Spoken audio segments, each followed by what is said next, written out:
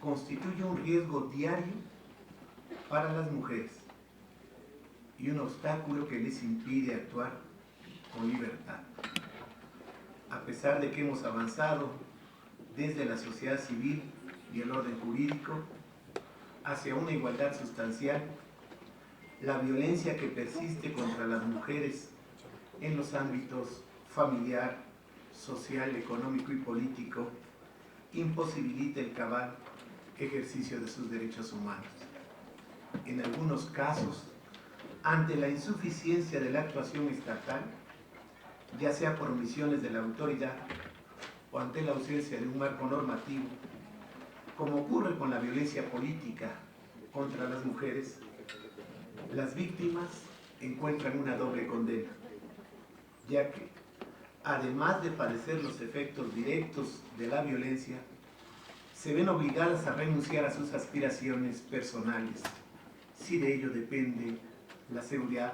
de su familia y de sus hijos. En este orden,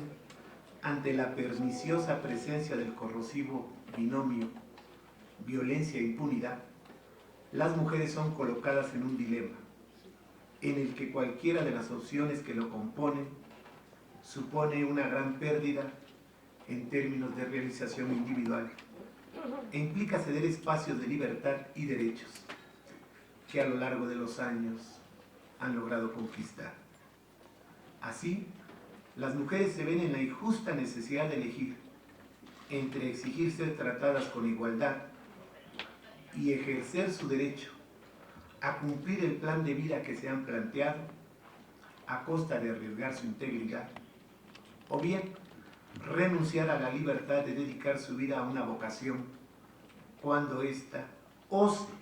invadir los roles autoasignados al género masculino.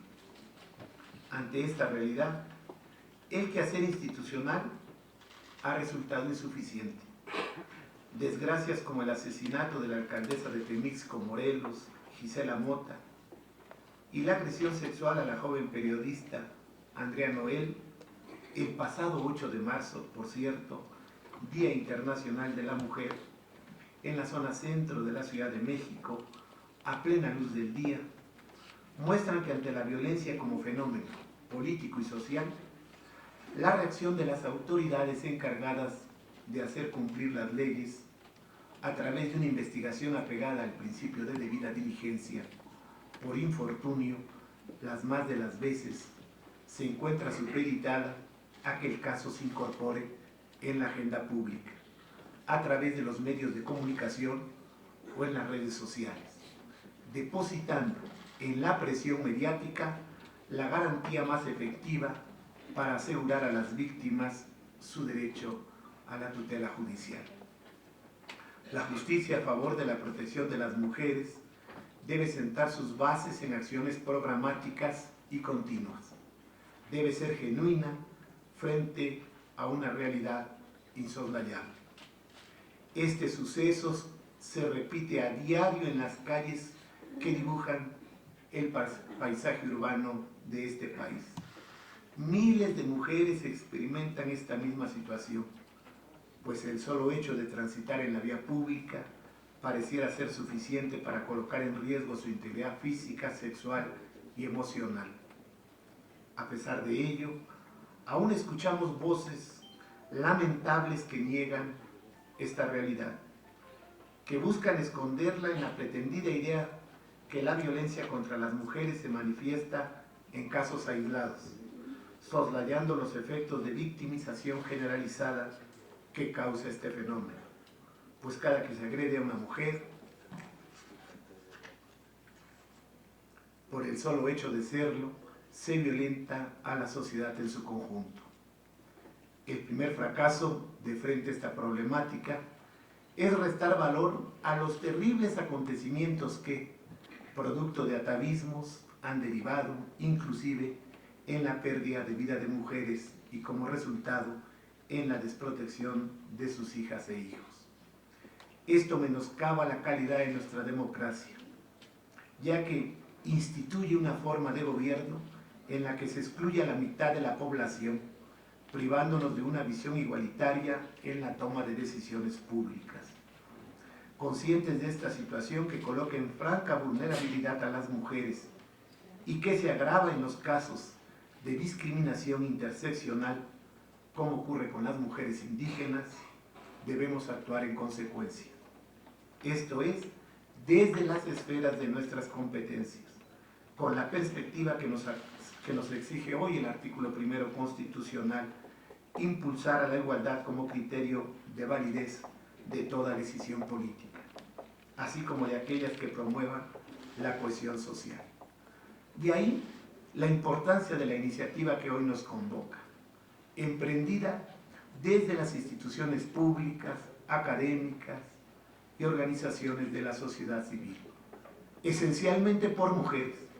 comprometidas con los derechos humanos y con la consolidación de nuestra democracia en clave de género. En cuanto a la sala superior, particularmente de mi compañera, la magistrada María del Carmen Alanis Figueroa, cuyos esfuerzos en materia de paridad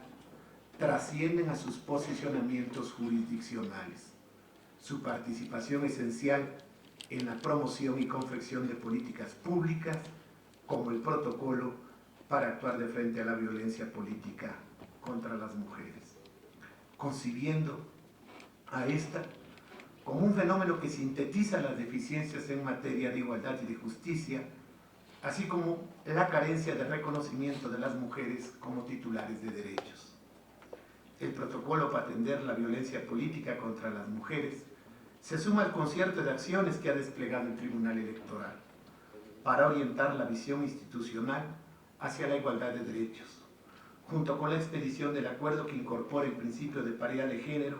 en todas las etapas de la carrera judicial y el acuerdo de creación de la Defensoría Pública Electoral para pueblos y comunidades indígenas con su propia perspectiva. Este protocolo que hoy nos convoca constituye un documento normativo de insuperable mérito, no solo por su composición sustantiva y la valiosa distribución de responsabilidades de cada una de las instituciones que estamos aquí representadas, sino ante todo por el carácter reactivo que lo eficientiza como instrumento para resguardar la integridad de las mujeres y de potenciales víctimas indirectas mediante acciones efectivas como el ordenamiento de medidas de protección que buscan evitar la consumación de actos de imposible reparación, así como garantizar la restitución de sus derechos cuando estos sean transgredidos. Se trata de un arduo desafío, ya que las agresiones contra las mujeres no se reducen a aquellas que se ejercen de forma directa, sino que existe otra manera velada, escondida en los micromachismos, en el lenguaje, en el humor, como justificación de la discriminación y en la excusa que brinda el argumento de la costumbre. El protocolo resalta el problema de atipicidad de la violencia de género en el ámbito político y hace manifiesto el reto que se impone en su desarrollo penal,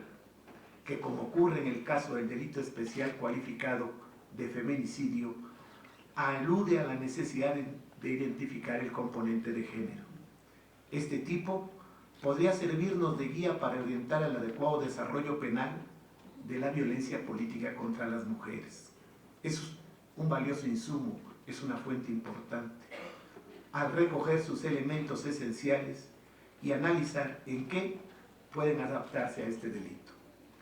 No hay lugar a dudas que contar con un documento de esta naturaleza permitirá hacer más eficientes las garantías institucionales con las que cuentan las mujeres víctimas de violencia política, para que puedan acceder a la justicia con completa libertad, inclusive en los casos que no gocen de un foro público que les permita posicionar los sucesos en medios de comunicación. Asimismo,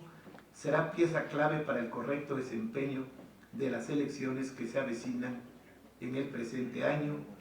y permitirá paliar las omisiones normativas, mas no suplirlas,